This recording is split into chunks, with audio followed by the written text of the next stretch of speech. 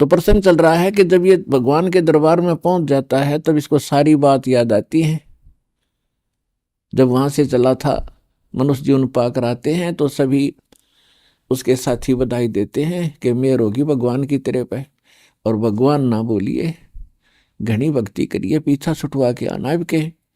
तो वहां से हम भी बहुत खुश होते हैं कि परमात्मा अब को और काम मैं नहीं करूं, आपको याद करूंगा, और आप जो मस्तिष्क में लिखा वो तो आप देते ही देते हो। ये तो विधान है भगवान का, और पेट गुजारे के लिए आवश्यक काम करूंगा, बाकी समय में आपको याद करूंगा। तो यहां आने के बाद इसको इतनी भूल गिर देता है ये काल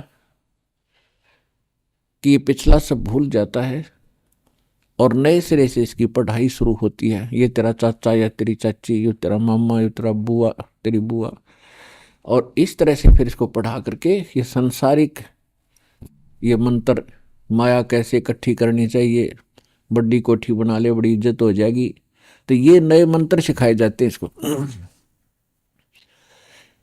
और जब ये सत्संग में आता है तो इसको पता चलता है कि एक काम और आवश्यक था इस मानव शरीर का, जो शुरू भी नहीं किया।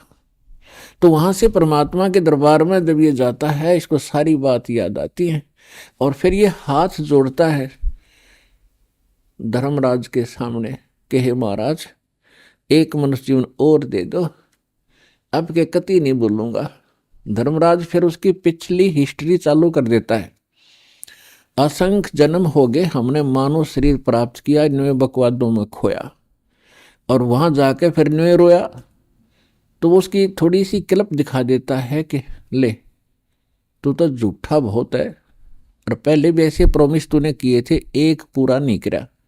उसकी पिछली फिल्म चला देता, देख इस जन्म में मनुष्य जीवन मिला, क्या कह रहा है तू, और क्या कर रहा है जाके नीचे, और आके फिर क्या कह रहा है, एक जन्म और दे दो, फिर दूसरा, फिर तीसरा।